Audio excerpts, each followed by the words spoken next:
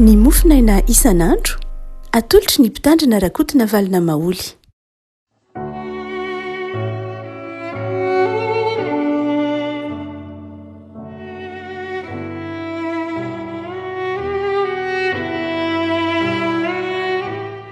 Faly mirahaba-tsika revaka malala hatrarety alatsinainy fahatelo ambin'ny folo ny volana aprily ity.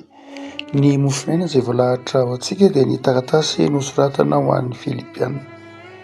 Filipiana toko faharoa, Filipiana toko faharoa andininy fahadimy ka hatramin'ny andininy fahavalo. Filipiana toko faharoa andininy fahadimy ka hatramin'ny fahavalo vakitsika amin'ny anaran'i Jesoa. Aoka ao aminareo zao saina izao izay tao amin'ny Kristy Jesoa koa, izay na dia nanana ny endrik'Andriamanitra aza dia tsy nataony zavatra ofokiriny mafy ny fitoviana amin'Andriamanitra, fa nofoanany ny tenany tamin'ny nakany endriky ny mpanompo sy ny nahatongava no manam-pitoviana amin'ny olona.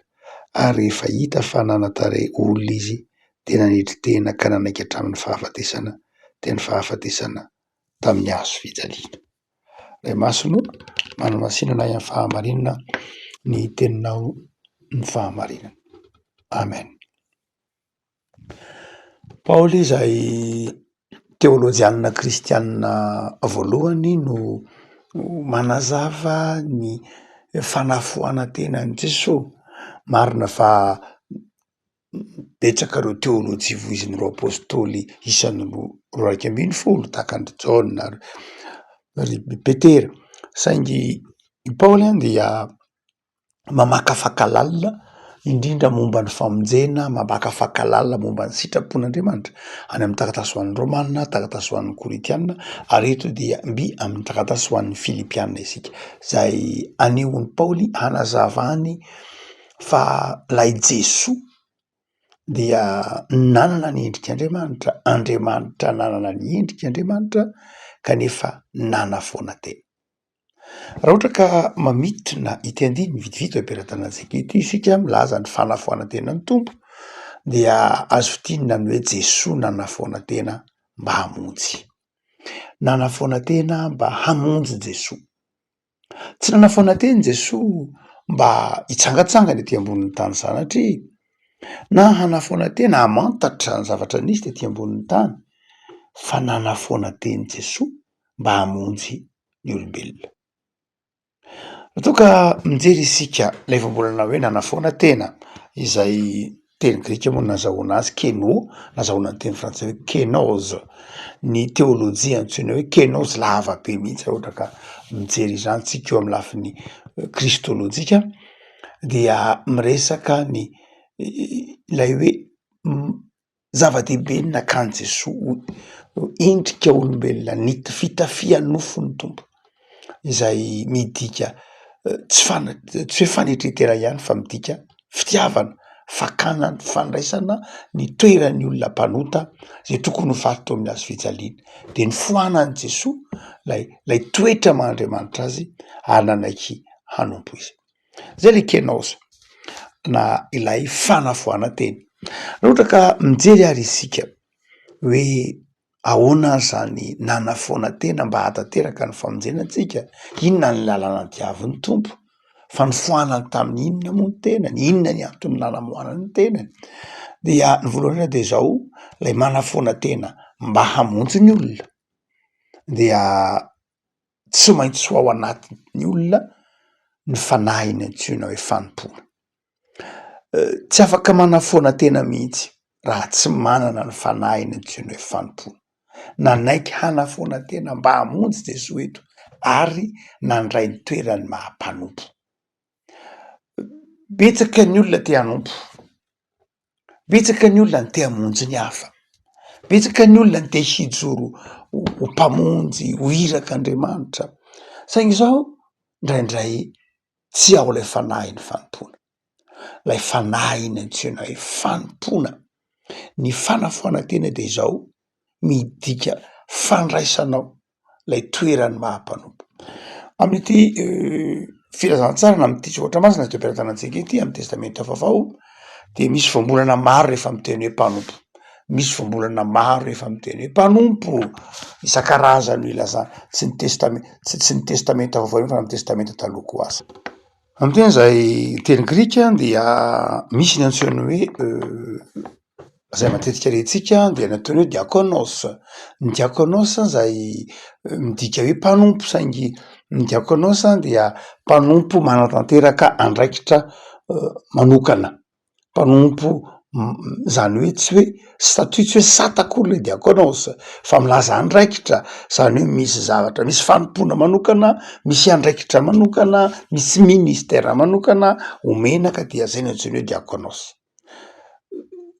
Ny faharoa dia misy lay atao hoe oiketes, ny teny hoe oiketes nazahoanany avy amin'ny teny hoe oikos zay trano. Ohatra mitensika hoe ecumenisme de misy teny hoe oikos ao, ny oiketes dia ilay mpanompo ao an-trano, lay mpikarakara tokantrano, lay mpikarakara ny ao an-dakozia, lay mpikarakara ny fikarakarana ny ao an-trano, ny sakafo, ny fahadiovana sy ny sisa rehetra, zay le oiketes. Ny oiketes dia mpanompo ihany saingy mpanompo zay voafetra amin'ny lafiny hoe ao anatin'ny tokantrano ihany izy. Fa ny fahatelo dia ilay fiteny-kodra ndray tamin'ny andro tsy de hita eto Testamenta vaovao loatra fa hita amin'ny tokotanin'ny jiosy de ilay nataony hoe terapona. Ny antsoiny hoe terapona dia ilay olona zay manana ny maha izy azy izy saingy manaiky hanao bénévolat, manaiky hanao zavatra maimaim-poana, manaiky hanafoana tena vety, ny marimarina koa manaiky hiala amin'ny andraikiny vetivety mba hanao fanompona vonjy maika, hanao fanompona mandalo ihany. Fa ny anankiray zay ampiasain'ny Paoly eto de lay antsoina hoe doulos, lay antsoina hoe doulos. Ny doulos io no le tena tono mihitsy hoe io le teneniny teny hoe andevo, zany hoe milaza ilay tsy hoe io lay milaza fiankinana feno amin'ny tompony mihitsy, milaza fanafoana, tena milaza hoe tsy manana maha izy azy mihitsy. Ny diakonos mbola manana maha izy azy le olona fa lay service fotsiny ataony, tsy hoe tsy manana maha izy azy akory izy fa manana ny satana izy, mety tsy ho doulos izy fa olona zay mety ho manana ny andraikiny. Fa ny doulos de tena milaza mihitsy lay sata hoe tsy manana antom-pisiny izy fa miankina tanteraka amin'ny tompony, tsy manana ny fiainany manontolo dia an'lay tompony. Ka eto dia izay teny zay no nampiasain'ny Paoly hoe tamin'ny nakany endriky ny mpanompo, izany hoe tena lay mpanompo farany ambany indrindra, tsy diakonos, tsy oiketes, tsy terapona, fa lay mpanompo farany ambany, tsy misy ninina azo ny tenenina ho azy akory na ny ainy ary, zay ny antsoina hoe doulos.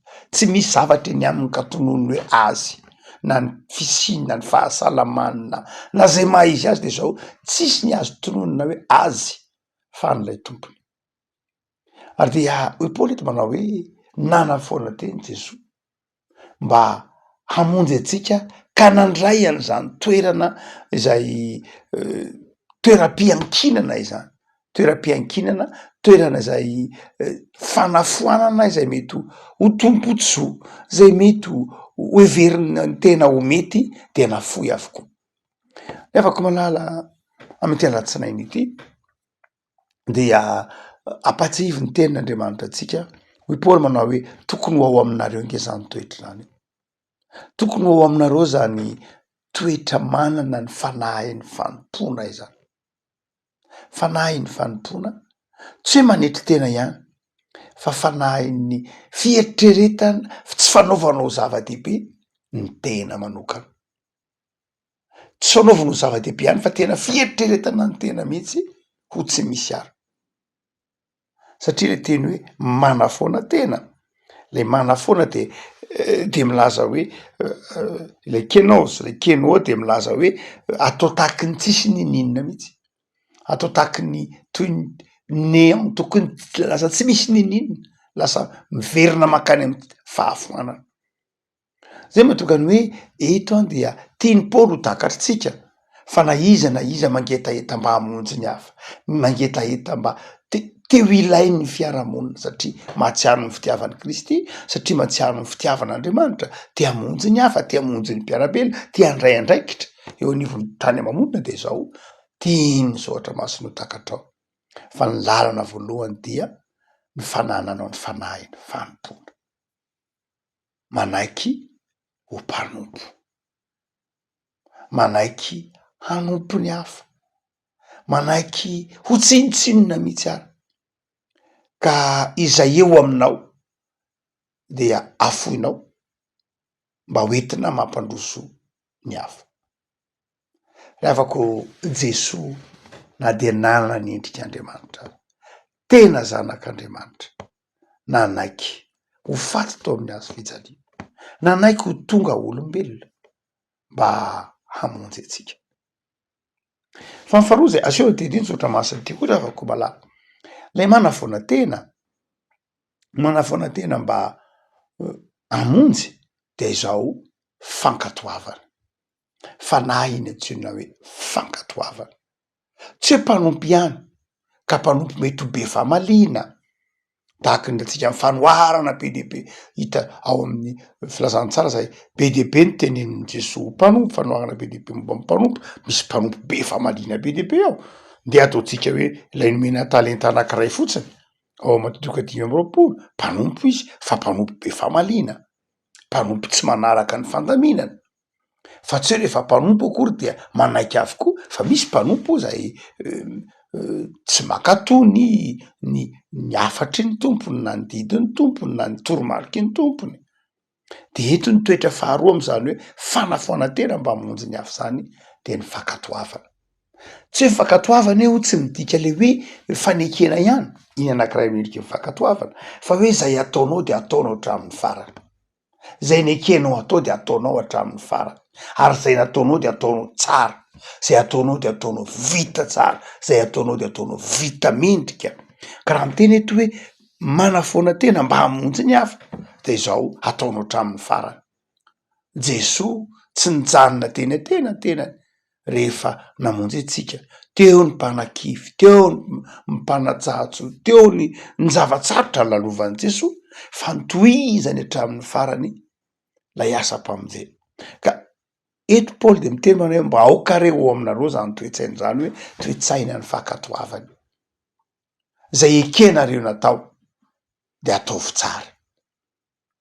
Izay zavatra zay nasaina nampanaovina anareo ka nomena anareo ny fahafahana manao zany de ataovy tsara. Ravako alatsinainy ny andro, zany toe-po zany, zany toe-panahy zany ny tian'ny tompo iainantsika mamakivaky ity herinandro ty, ny fanahy ny fanompona sy ny fanahy ny fankatoavana. Ao anatin'izany fanahy ny fanompona zany ny fanetretena, ao anatin'izany fanahy ny fankatoavana zany ny fitiavana. Tianao ve ravako malala ny anam-pifaliana ao amin'ny tompo? Metezana foana tena. Foany aza mety ho baiko ny ambopo, ny lolo-po, ny fahatezerana, aza manaiky ho baikony zany. Fa meteza manike mba handroso amin'ny asa tsara, meteza handroso amin'ny fanetretena, meteza mba handroso amin'ny fanafoana tena, ka anaiky ho tarihy ny fanahy masina mba eritreritra zay mahasoa ny hafa mialoha ny mahasoa ny tena, eritreritra zay ilain'ny hafa fa tsy ny hoe ilain'ny tena ihany, ary indrindrindra eritreritra izay maika amin'ny hafa, izay mampandroso ny hafa, zay mahasambatra ny hafa fa tsy ny tena irezina. Ivavaka sika. Tompo ao misaotra anao zay noho ny amin'ny soratra masina izay mampahery anay fa zanakao zahay, zanakao ka mikendray ahavoavonjy ny hafa, mikendray ampisondrotra ny hafa, de to aminao anana ny fanahy ny fanompona, anana ny fanahy ny fankatoavana zay manjary fandeferana, zay manjary fitiavana. Tay tompo ao aty anatinay zany, ho foananay ny fireharehana, ho foananay ny fieritreretanay ny tenanay ho tsara sy mendrika noho ny hafa, fa raha tsara sy mendrika noho ny hafa zay dia ampiasa zany ho amin'ny fanompona, ampiasa ho amin'ny fanetretena, ampiasa zany mba ho fampandrosoana ny fanjakanao sy ny hafa. Esory aty anatinay ny firehariahana fampianaro ray hanafoana tena tahaka anao Jesoa. Taioary ny herinandronay, taia ny tontolo andronay, ho tontolo andro anomponay, anarahanay, ifikiranay aminao Andriamanitra.